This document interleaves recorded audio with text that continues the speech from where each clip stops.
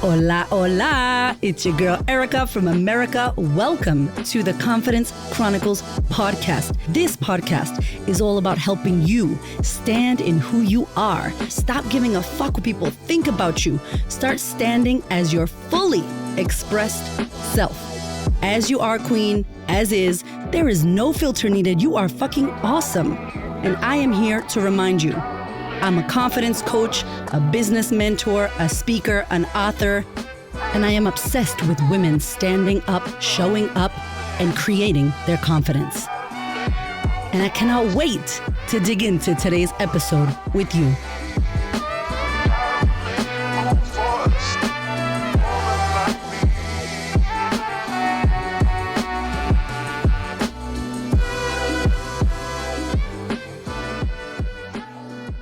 Hello, my love. Okay, on the podcast today, I want to share with you a money mindset hack.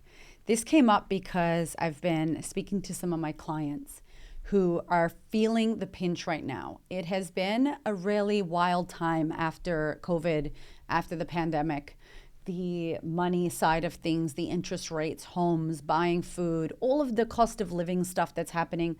And I've got a lot of friends and family in America, and I know that my beautiful country of America is feeling it. But here in Australia, which is a super rich country, and like as an American, I'm like, Australia's rich. But people are feeling it here now too. And so I thought that I could share the one biggest mindset hack around money that has really supported me. And I'll say this, that I grew up on food stamps, food donations to a single mother who we struggled. Our food stamps got declined, okay? Like we had to take the bus when that shit was not cool. We had a lot of money stories. I had a lot of money stories growing up with my mom who was like, we can't afford this, we can't afford that. It just felt like scarcity and a half growing up. And so I grew up with all of the terrible, horrible money beliefs. And it wasn't until joining a business community that I started to learn around my mindset and what I thought about money and how negative it was and how it wasn't actually going to help me or support me to become wealthy, to make money, to get around money. And I think a lot of us push money away or push dealing with that stuff, the numbers, away. Many of the women that I coach that are in business, it's not their strong suit. Not all of them, but many of them. Their husband does it, or nobody does it, or they're like, I don't want to look at it. And, you know, I think that I was exactly the same. So I understand and I empathize with that. And I'm sharing this because we can't be doing that. Whether you're in business or you work or you're a stay-at-home mom, doesn't matter what your situation is, we all need to get better with our money. You know, the theme this year was about counting her in IWD theme. And I feel like everything I spoke about this year was like count yourself in. And one of the points that I shared was we need to overcome our money stories. And in order to overcome them, we need to become aware of them. And so as you're listening to me and listening to this podcast, what do you feel about money? What do you think about money? How does the word money make you feel? What are your stories around money? What's your earliest memory around money? What do you think of when you think of people with money? What picture floods your head? Are there judgments? Are there statements? Are there negative or positive affirmations around money? Who taught you about money? I know I'm asking a lot of questions, but I want you to think about this later. I want you to journal on this, do some work on this, just to enlighten yourself around what you think about money and your relationship with money. Some people are super triggered about money, and others are really open to discuss it. And so just check in with where you're at with that. So I remember being in this program and I was watching a conversation. So one of my friends at the time wanted to go to this event, and she had to get on an airplane, buy a ticket, buy a hotel, and spend time traveling to this place. And I think it was like $800. And I was watching another friend of ours kind of coach her on this. And so my friend was like, I don't have the money. Like, I don't think I can go. I don't have the money. How am I going to have the money? I don't have the money for that. And the lady that I was watching, I could see her mind like ticking and changing and being like, whoa. And she was like, no. You're looking at this the wrong way. She was like, you can't tell yourself that you don't have the money because it's a dead end and it's not going to go anywhere. And imagine if you've ever said, I just don't have the time. I just can't do this. I don't have the time. I don't have the energy. I don't have the money. There's no solution, right? Like that's it, final. End. Wall. And so she was like, instead, I want you to flip the script and I want you to think about how you could create the money. What could you do to create the money? Ooh. And I was like, pew, like my head just exploded.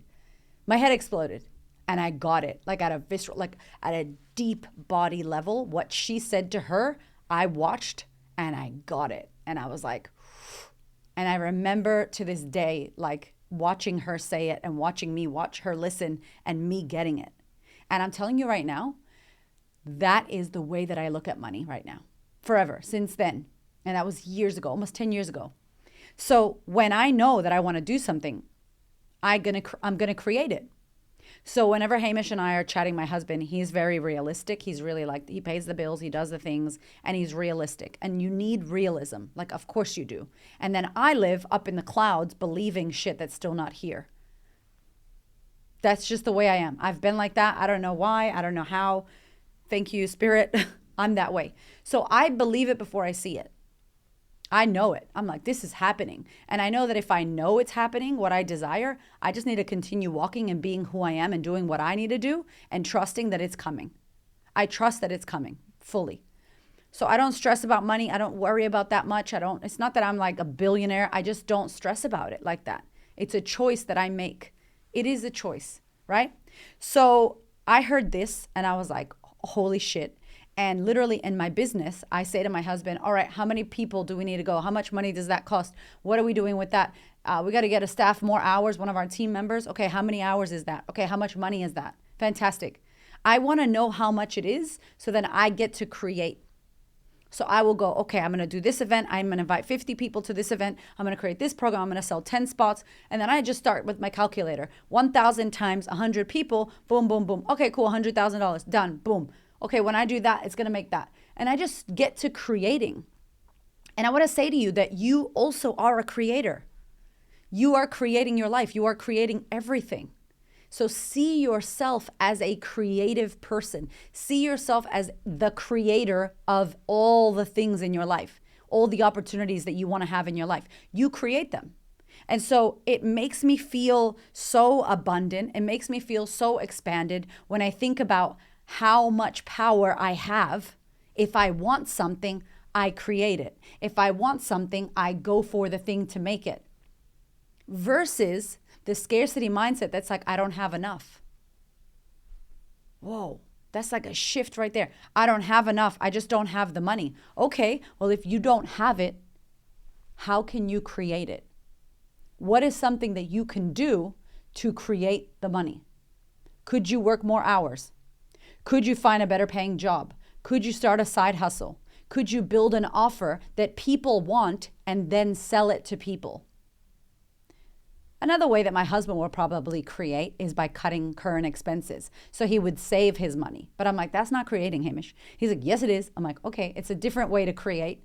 You could cut back and save money to create more money for yourself. So you could cut back on Netflix. You could cut back on going out drinking with your friends on the weekend. You could cut back on getting your nails done. Yeah.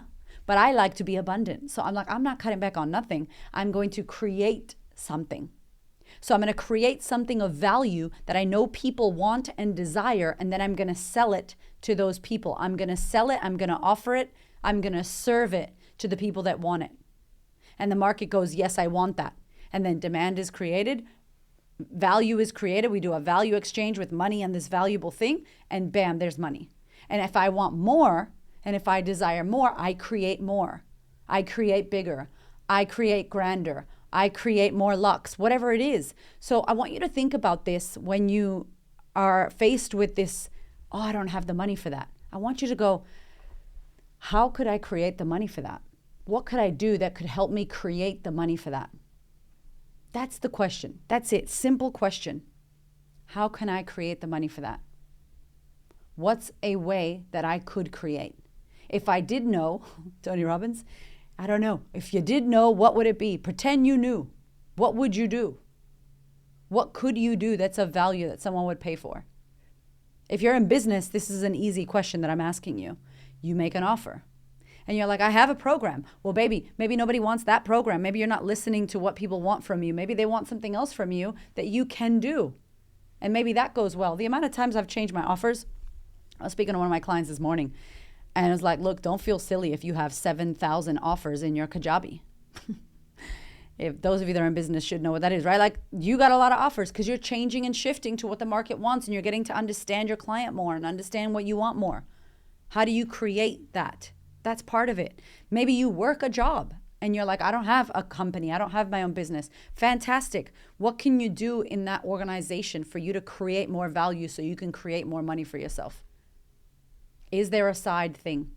Is there some value that you can add so you can ask for a pay rise or change jobs and move to a higher leadership position? The women that I know that have moved from working at the base level into leadership, they have created the steps for that role.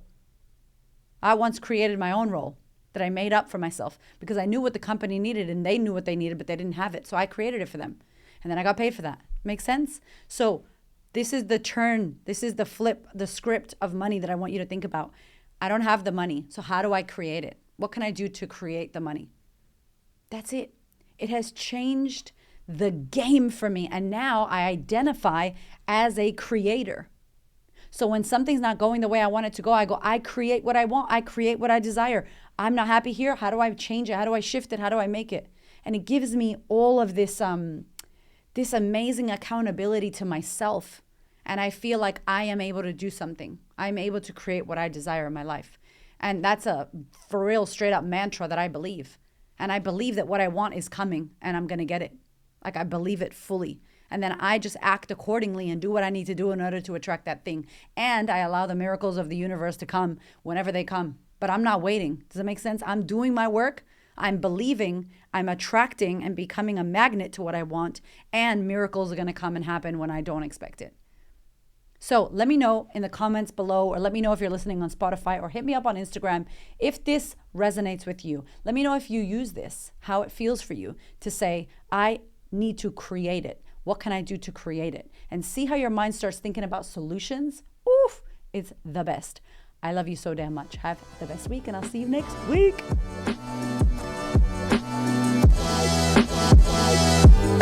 Thank you so much for listening. I freaking love you. I appreciate you. Thank you for your ears and your energy and your attention.